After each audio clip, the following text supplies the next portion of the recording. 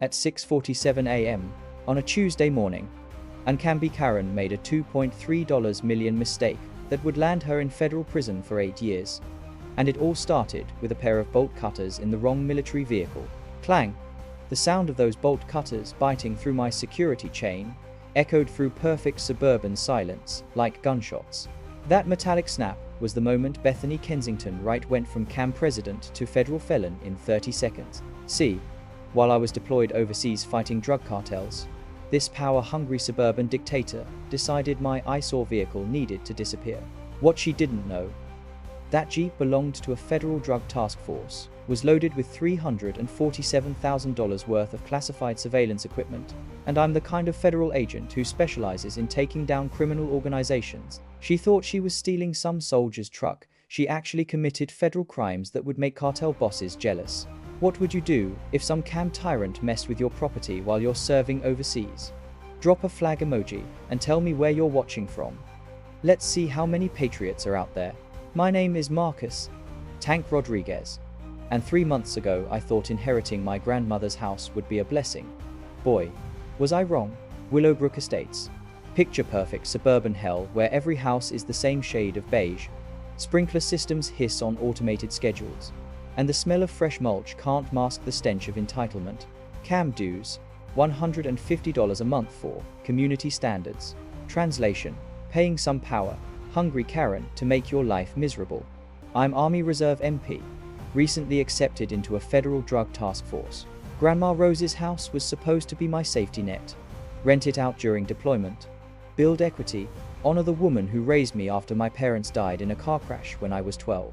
That house still smells like her homemade tortillas and Bengay. Every creaky floorboard holds memories of her teaching me right from wrong. Miho, she'd say, you stand up to bullies, but you do it the right way. Enter Bethany Kensington Wright. Picture a 52-year-old real estate agent who drives a white Lexus SUV and measures grass height with an actual ruler. 7 years as CAMB president has turned her into a suburban dictator. Her husband Carl sits on city council, making her feel untouchable. This woman sends violation notices for Christmas lights in January. 2 weeks into my deployment, the email hits my inbox. Violation notice. Unauthorized commercial vehicle storage.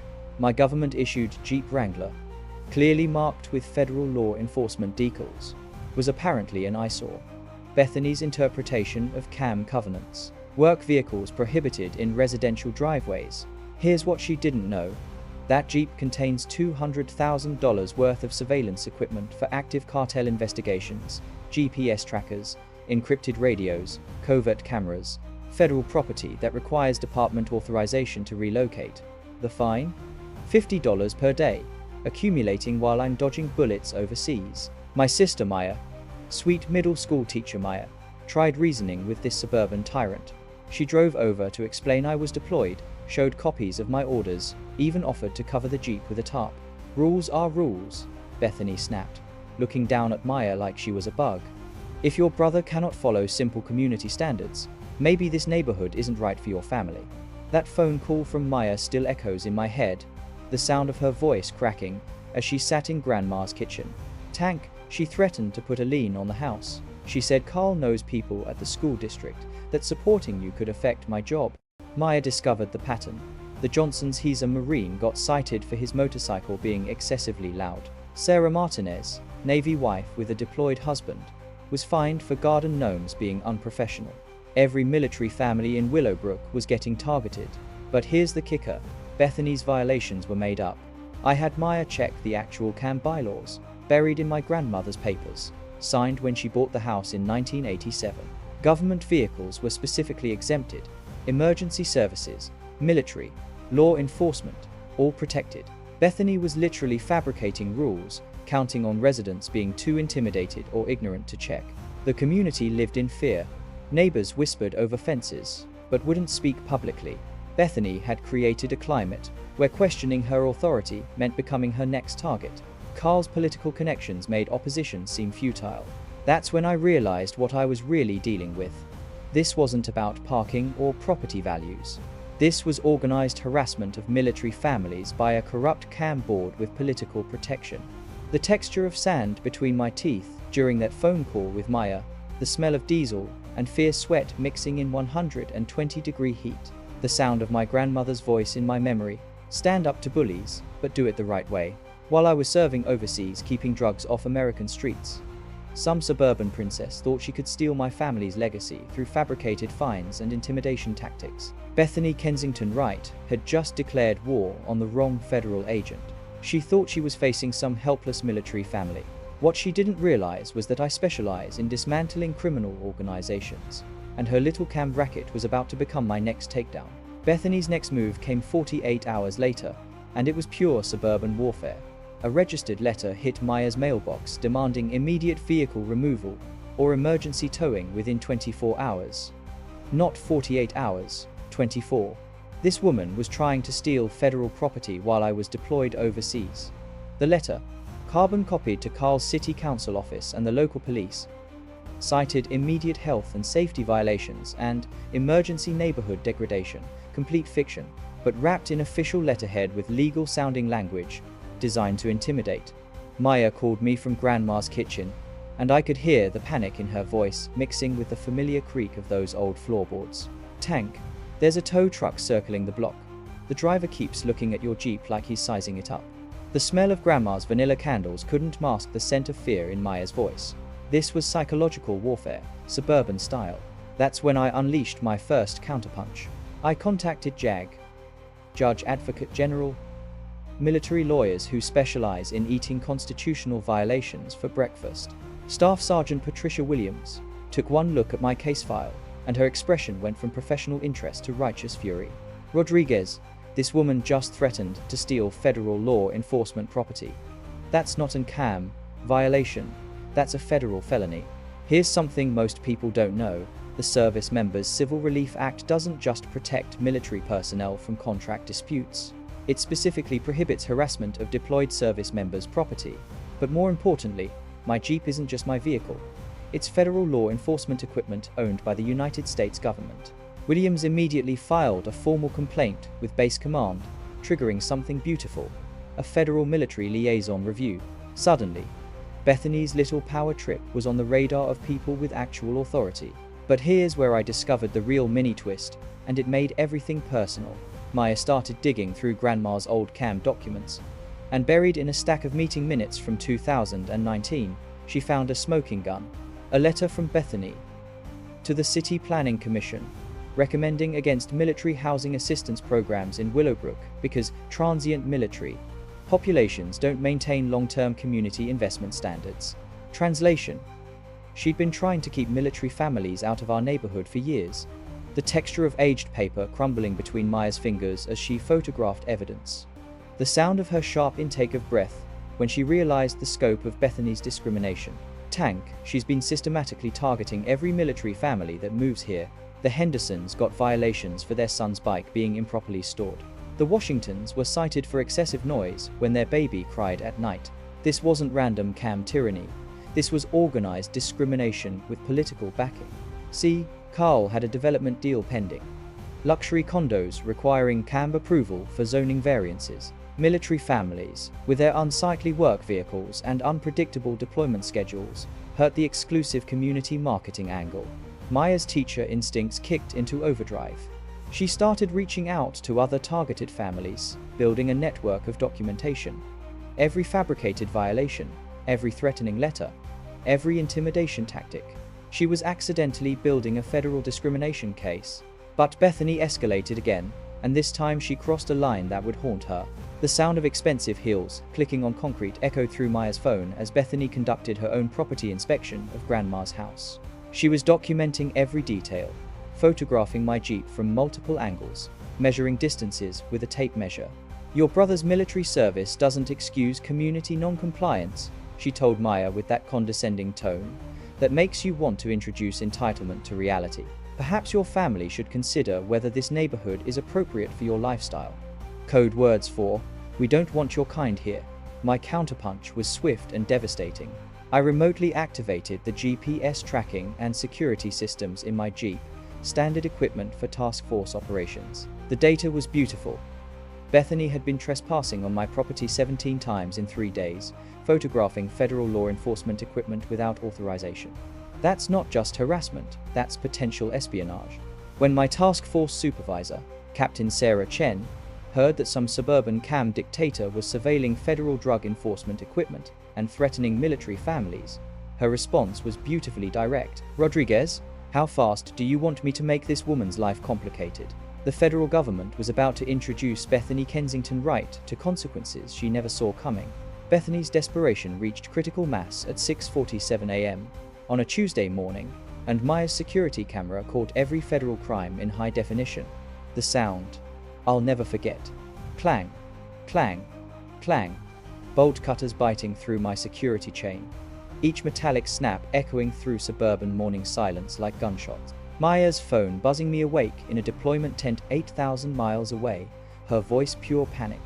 Tank, she's cutting your locks. She's got bolt cutters and a tow truck, and she's stealing your Jeep right now. Through Maya's phone camera, I watched Bethany Kensington Wright commit multiple federal felonies in real time. Hair disheveled, still in her bathrobe, she'd hired Discount Dave's Towing with cash, no paperwork, no questions, and was frantically directing them to load federal law enforcement property onto their flatbed. The tow truck driver took one look at the federal task force decals and started backing away like the vehicle was radioactive. Lady, this is government property with federal markings. I ain't touching this for any amount of money. It's abandoned property. Bethany screamed, her voice cracking with hysteria, spittle flying in the morning air. I'm CAMB president with legal authority to remove community violations. That statement, captured on 3 different security cameras, just became Exhibit A in a federal theft case. My counterpunch was swift and devastating. I immediately contacted Captain Chen through emergency channels, triggering protocols for theft of federal law enforcement equipment. Within minutes, federal marshals were dispatched with lights and sirens to my grandmother's address. But here's the beautiful mini twist. My Jeep's hidden GPS tracker and remote security systems were documenting everything automatically. Federal task force vehicles have kill switches, tracking devices, and cameras that activate when unauthorized movement is detected. The moment Bethany cut my lock, she triggered a federal alert system that pinged Homeland Security databases across 3 states. Maya kept recording when Bethany made her fatal mistake. After the tow truck driver fled, leaving tire marks on the asphalt in his haste to escape, she changed the locks on the community gate, effectively imprisoning my federal vehicle and blocking law enforcement access. If he wants his precious military truck back, he can follow proper CAMB procedures. She shrieked at Maya, waving the new keys like some demented suburban warlord. Military service doesn't make him above community standards. The texture of helpless rage coursed through my veins as I watched this entitled suburbanite steal federal property while my sister stood recording her meltdown. The smell of diesel, fuel, and fierce sweat seemed to transmit through the phone connection. Knowledge nugget. Federal task force vehicles contain automatic tracking and alert systems that activate during unauthorized tampering. Cutting locks or attempting to move these vehicles triggers Homeland Security protocols, GPS tracking, and federal response teams. This isn't local crime, it's theft of classified government equipment with terrorism enhancement potential. Takeaway. Stealing federal law enforcement vehicles triggers automatic national security alerts and federal task force response. It's not theft, it's potential terrorism. The community uprising began when Mrs. Patterson witnessed Bethany's public breakdown from her front window. This sweet, elderly woman, who'd survived the Great Depression and buried 2 military sons, wasn't about to watch some CAMB Karen terrorize a deployed soldier's family. She called every neighbor, every veteran in Willowbrook, every decent person who'd been silently suffering under Bethany's reign of suburban terror. By 10 a.m., my grandmother's house was surrounded by protective neighbors, forming a human shield around federal property. This stops right here, right now, declared Tom Henderson, 72-year-old Vietnam vet whose own son had done 3 tours in Afghanistan. You want that boy's vehicle? You go through 30 American veterans first. Maya's voice was stronger when she called me back, supported by a wall of community solidarity that made my throat tight with gratitude. Tank, you should see this. The whole neighborhood is here. Mr. Henderson brought his American flag. Mrs. Chen is making coffee for everyone. They're not leaving. But Bethany's response to community resistance was pure suburban fascism, cranked to 11. She filed emergency complaints with every agency she could think of. Police, claiming veterans were forming armed militias. Fire department, alleging explosive hazards from military equipment. Code enforcement fabricating violations about unauthorized assemblies. Even animal control, claiming emotional support dogs were attack animals. Each false report was another federal crime. Filing false statements about military personnel and federal property carries serious penalties under multiple statutes. The breaking point came when federal marshals arrived at Willowbrook Estates and discovered Bethany had changed the community gate locks, preventing federal agents from accessing their own stolen property. That's obstruction of federal justice. Marshal Jennifer Torres, a no-nonsense federal agent who'd arrested cartel bosses and domestic terrorists, took one look at the locked gate, and her expression shifted from professional courtesy to predatory focus. "Ma'am, you've obstructed federal agents investigating theft of government property. Open this gate immediately, or face additional federal charges." Bethany's response sealed her fate forever. "I don't recognize federal authority over private CAMB property. You people have no jurisdiction in my community." She just declared war on the United States government while standing in her bathrobe. Game over.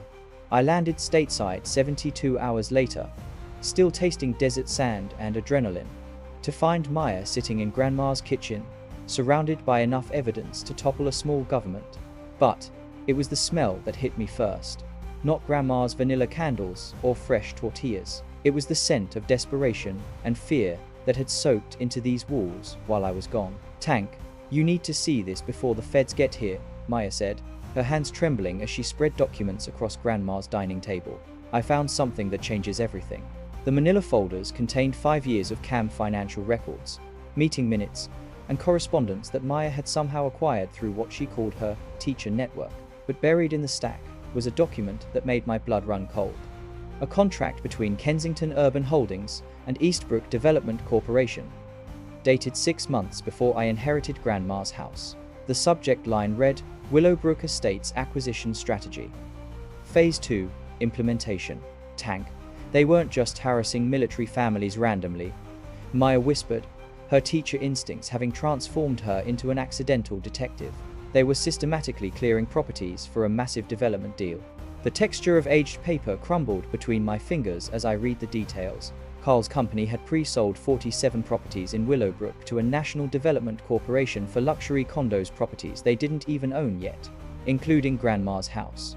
"Look at the target list," Maya said, pointing to an appendix that made me want to punch something. "Every military family, every elderly resident, every person who couldn't fight back against bureaucratic harassment, all marked for acquisition facilitation. The Hendersons, the Martinez family, Grandma Rose, all targets in a coordinated campaign to force sales at below market prices." But here's the revelation that changed everything. Bethany had been forging CAMB violations. Maya showed me the original 1,987 CAMB bylaws, the real ones, not Bethany's fabricated versions. Military vehicles weren't just allowed, they were specifically protected under federal compliance requirements. Tank. She created fake rules and counted on people being too scared or ignorant to check, Maya said, her voice gaining strength. But there's more. The CAMB financial records revealed systematic embezzlement over 3 years. $184,000 in community funds had been diverted to Carl's development company through fabricated consulting contracts and community improvement projects that never existed. Knowledge nugget. When CAMB boards divert community funds to personal businesses without resident approval, it becomes federal mail fraud if any communications cross state lines. The Racketeer Influenced and Corrupt Organizations (RICO) Act applies when these crimes form a pattern of criminal enterprise affecting interstate commerce. Takeaway. CAMB financial fraud involving multiple properties and systematic targeting triggers federal RICO prosecution. That's organized crime territory with 20-year sentences. The smell of Maya's fear sweat mixed with determination filled the kitchen as she revealed the final piece. "Tank, I think they killed her." She showed me violation notices sent to Grandma during her final hospice weeks. Citations for property maintenance, failures, and threats of legal action against a dying woman who couldn't even get out of bed. The stress of fighting these fake violations. Her blood pressure spiked every time one arrived. The hospice nurse said she kept asking if we'd lose the house. The sound of my grandmother's voice echoed in my memory. "Miho, "Don't let them take our home." I'd thought she was delirious from medication. She was warning me. Maya's transformation was complete. No longer the scared teacher being bullied by suburban tyrants, she'd become a warrior armed with evidence and righteous fury. "Tank, this isn't about your Jeep anymore. This is about organized crime disguised as community governance. They've been destroying families for profit." The power dynamic hadn't just shifted, it had exploded. Federal prosecutors were about to inherit a RICO case involving fraud, conspiracy, civil rights violations, and elder abuse. But the real revelation: I wasn't fighting for my property anymore. I was fighting for my grandmother's memory and every family they destroyed.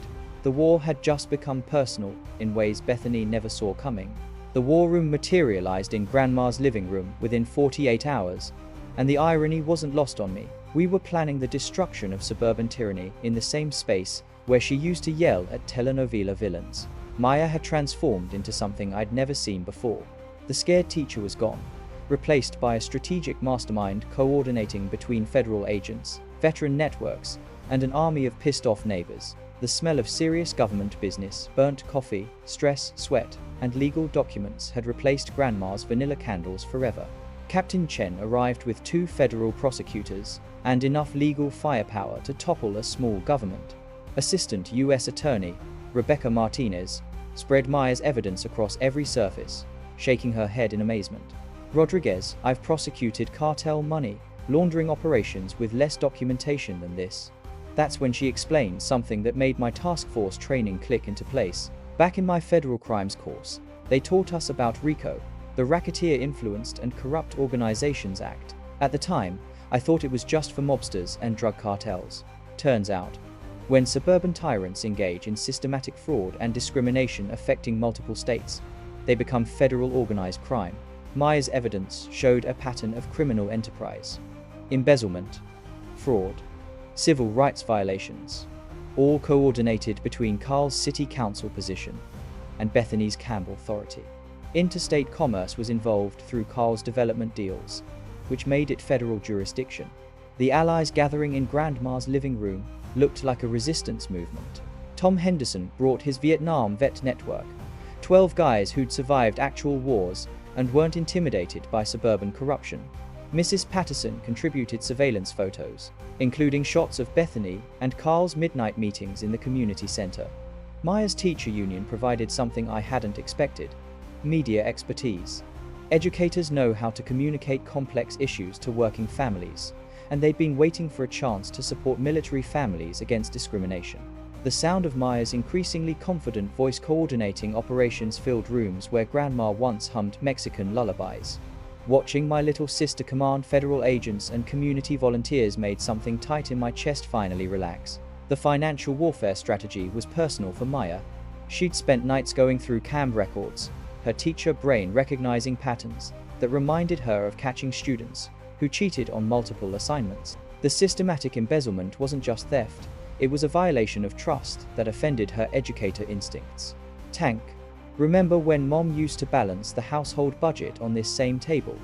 Maya said, pointing to forensic accountant spreadsheets showing $184,000 in diverted CAMB funds.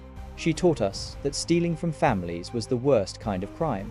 Forensic accountant Jennifer Walsh explained how Carl's scheme worked: selling houses to out-of-state developers before forcing current owners to sell. I remembered similar advance fee frauds from my financial crimes training: promise future property, collect money upfront, manipulate circumstances to deliver. Maya had discovered email correspondence between Carl and Eastbrook Development, discussing displacement timelines for properties they didn't own. The texture of violation was visceral. These people had planned to steal Grandma's house before she even died. The DIY surveillance network combined my military training with neighborhood determination. Hidden cameras, coordinated patrols, encrypted communications. Mrs. Patterson's front window became command central. Tom Henderson's garage housed equipment, and Maya's house served as communications hub. The recall election strategy came from Maya's civics teaching experience. She'd always told her students that democracy only works when citizens participate. Now she was proving it. Most people don't realize that CAMB boards can be recalled through resident petitions. typically requiring 25% to 33% of homeowners to trigger special elections. Maya's door-to-door campaign revealed the scope of Bethany's tyranny. The Washingtons had documentation of racial harassment. The Johnsons had records of veteran discrimination. The elderly Kowalskis had been cited for excessive medical equipment, noise from their oxygen concentrator. Within 72 hours, Maya collected signatures from 67% of Willowbrook residents demanding immediate board removal. The smell of victory was mixing with desert dust, still clinging to my uniform. Media strategy leveraged Maya's teacher network connections. Military family harassment stories went viral in veteran communities, generating congressional attention. 3 representatives requested federal briefings on systematic CAMB discrimination. The insurance fraud discovery was pure investigative instinct. Maya found claims Bethany filed for property damage caused by my Jeep damage that never existed. From my task force experience, I knew insurance fraud was a federal prosecutor's favorite charge because it's easy to prove and carries serious penalties. Civil rights attorneys joined our coalition after reviewing discrimination patterns. Systematic targeting of military families violated federal fair housing laws. Elder abuse against grandma triggered additional federal protections worth millions in damages. Maya's election as interim CAMB president happened by acclamation at an emergency residence meeting. Her first act was freezing all accounts pending federal investigation. Watching her take the gavel in the same community center where Bethany had terrorized families for years, that was justice served cold. The stakes had evolved beyond personal vengeance. This case was becoming a national model for prosecuting CAMB corruption, protecting military families, and proving that organized communities could defeat organized crime. But Bethany and Carl had no idea the net was closing around them. Bethany's desperation turned criminal at 3:17 a.m. when Maya's infrared cameras caught her in our backyard frantically burning CAMB financial records behind Grandma's tool shed. The acrid smell of burning paper and lighter fluid drifted through Maya's bedroom window, mixing with the scent of fear sweat that seemed to follow Bethany everywhere now. She was hunched over a metal trash can, like some suburban witch, feeding documents to flames with shaking hands. "Tank, she's destroying evidence in our yard," Maya whispered into her phone, watching through her bedroom window as Bethany fumbled with matches in the darkness. "She's actually burning financial records while under federal investigation." My silent preparation had been months in the making. Federal surveillance teams were documenting every desperate move, every crime committed in panic. But watching this entitled suburban princess destroy evidence of her own corruption, that was pure poetry.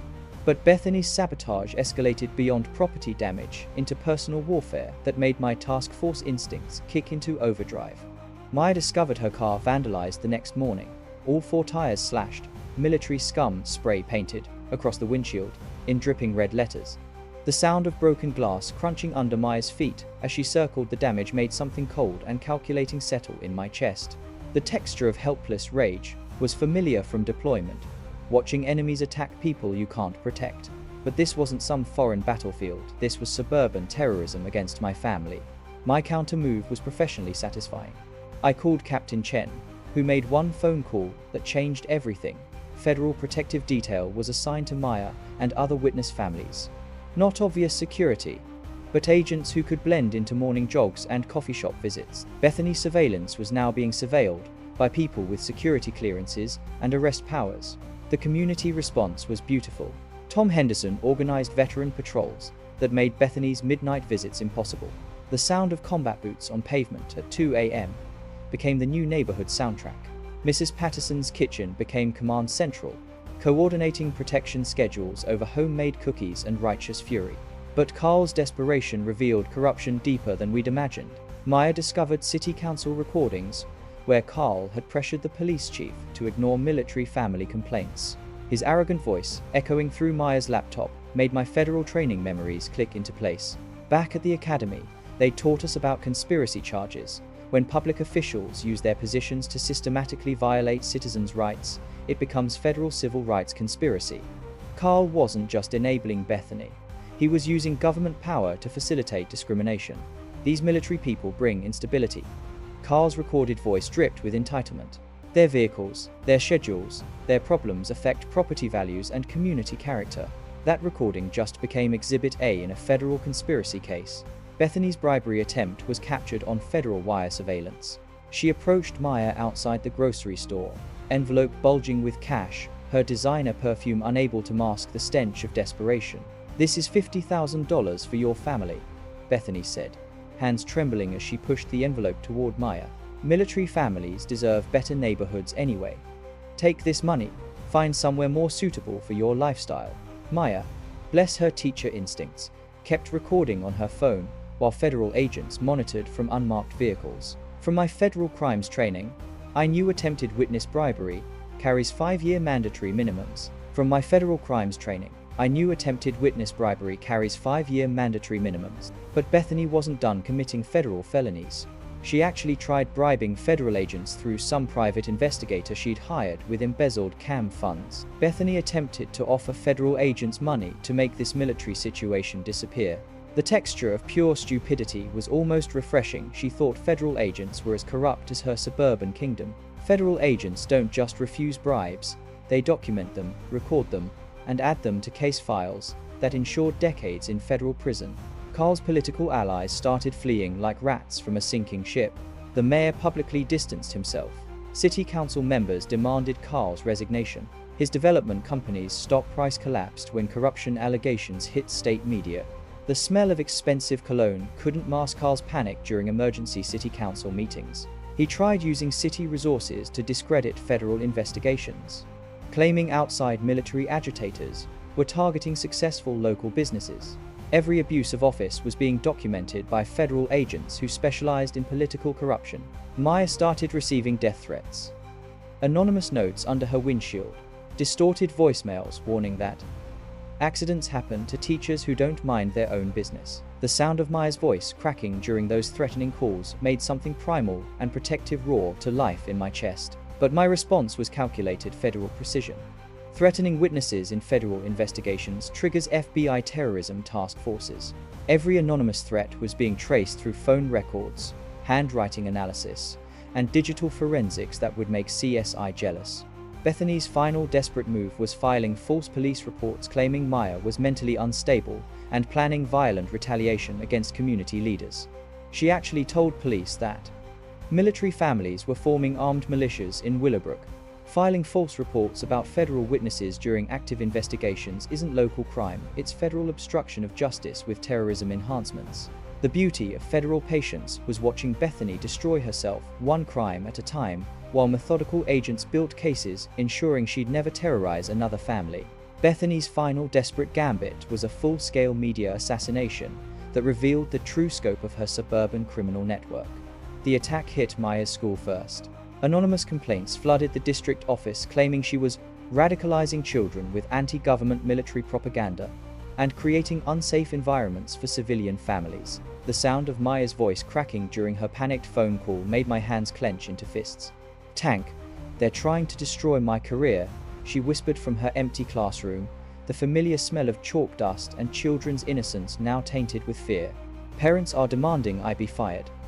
The principal called me in for emergency discussions about my associations with unstable military elements. That's when I discovered Bethany had hired Morrison and Associates, the same PR firm that whitewashes politicians after corruption scandals.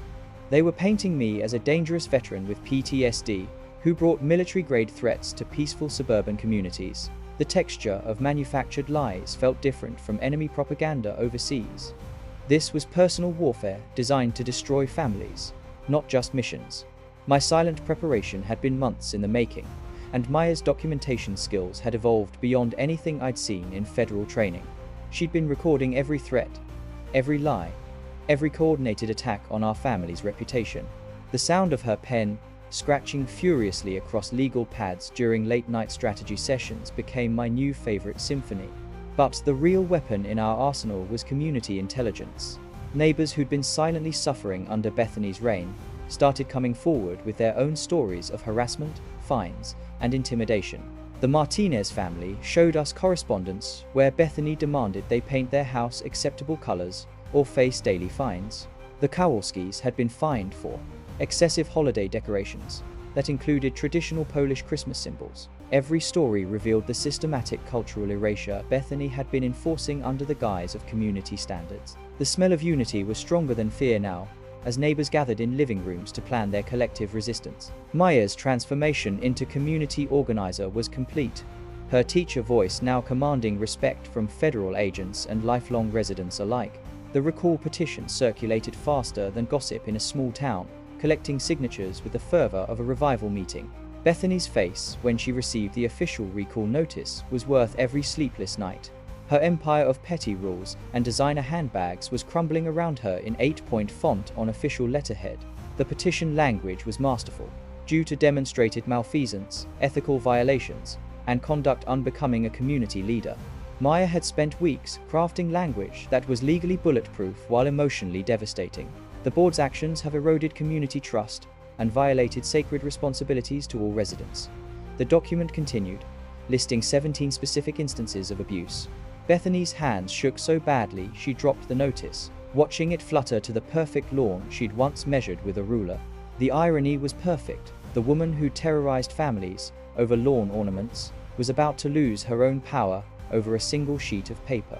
The emergency recall election was scheduled for the following Saturday, and Willowbrook transformed into a battleground of democracy.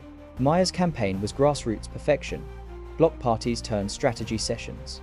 Playgrounds became signature collection points. Even the local coffee shop hosted voter registration drives. The smell of barbecue from strategy block parties mixed with the scent of Sharpie markers from mass signature collection. Bethany's counter-campaign was pathetic. Hired protesters who didn't even live in Willowbrook. Awkward lawn signs misspelling basic words. The sight of her designer sunglasses slipping down her nose as she screamed at volunteers was the comedy gold our community needed. Election day dawned bright and crisp, with 89% voter turnout, the highest in Willowbrook's 42-year history. The air smelled of fresh coffee from community-provided polling stations and the electric buzz of collective purpose. Maya stood at the community center entrance, greeting voters with the same warm smile she'd used to welcome first graders on their first day of school. The results came in at 7:32 p.m. Maya Rodriguez, with 87.4% of the vote, became the new CAMB president by electoral landslide. The roar of applause shook the community center, as neighbors who'd once cowered in fear now celebrated their liberation. But true justice was served federal style, not suburban. Federal indictments were unsealed simultaneously against Bethany Kensington Wright and Carl Kensington, charging them with racketeering, wire fraud, money laundering, civil rights violations, and conspiracy. The couple was arrested during a joint morning news conference, announcing new community partnership initiatives. The irony was perfect, promoting unity while being led away in handcuffs by federal marshals. Bethany's designer handbag fell to the floor with a pathetic thud, spilling lipstick and her illusion of control. The 87-count federal indictment read like a criminal resume: wire fraud, mail fraud, racketeering, money laundering, witness tampering, civil rights conspiracy, and obstruction of justice. They faced up to 85 years each if convicted on all counts, plus millions in restitution to the families they'd systematically terrorized. The arraignment was a masterclass in federal intimidation. Bethany entered the courtroom in a designer suit that suddenly looked like a costume, her immaculate manicure betraying trembling fingers. "Not guilty," she whispered, but her voice cracked like the foundation of her suburban empire. Carl's "not guilty" came out as a defeated mumble. His consular arrogance evaporated under federal scrutiny. The judge set bail at $5 million each, citing flight risk and community safety concerns. They spent their first night in federal holding, listening to distant cell doors slamming shut. The discovery phase revealed horrors that made national headlines. Federal forensic accountants traced $2.7 million in embezzled CAMB funds funneled through shell companies to Carl's political campaign contributions and personal offshore accounts. Email correspondence revealed they coordinated with other CAMB boards in 12 states to export their military family management strategies. The FBI's Civil Rights Division discovered Bethany had developed model bylaws that systematically discriminated against non-traditional families, including single parents, interracial couples, and same-sex households. These standards had been shared with 47 different CAMBs nationwide, creating a shadow network of suburban discrimination. The national scope triggered a multi-state RICO investigation that made headlines from coast to coast. The plea deal negotiations were a masterclass in federal leverage. Bethany attempted to flip on Carl, claiming he'd forced her into the criminal enterprise. But federal wiretaps had captured their loving conversations planning the entire operation. "Darling, this development deal will make us untouchable." Carl's affectionate voice revealed their partnership. The prosecution played the recordings during negotiations, watching their loving conspiracy unravel in real time. They accepted the plea deal. Bethany 8 years federal prison, Carl 6 years, $4.3 million joint restitution. The judge's sentencing speech became legendary. "Your suburban tyranny ends today. This court will not tolerate discrimination against those who serve this nation." Community restitution funded the Willowbrook Military Family Center, a safe space for service members and their families. Myers' national advocacy led to the Rodriguez Act, federal legislation protecting military families from CAMB discrimination. Grandma's house became the foundation's headquarters, where military families now find justice instead of harassment. The annual Willowbrook Freedom Day celebration honors military families and celebrates community victory over corruption. Veterans and families now gather where Bethany's house once stood, now a memorial park symbolizing victory over tyranny. The Rodriguez Foundation provides free legal aid to military families nationwide fighting CAMB discrimination. Share your CAMB nightmare story in the comments. The Rodriguez Foundation provides free legal assistance to military families fighting suburban discrimination. Subscribe for more stories about defeating corruption through community courage, and hit that notification bell if you believe every veteran deserves a safe home. From all of us here at CAMB Stories, thanks so much for watching today's CAMB Karen Meltdown. If you enjoyed seeing neighbors stand their ground and karma catch up, smash that like button, leave a comment with your thoughts, and subscribe so you won't miss the next CAMB drama we bring you. Remember, justice isn't always instant, but when community courage meets federal power, even suburban tyrants fall. Thanks for watching, and we'll see you next time with another story of ordinary people achieving extraordinary justice.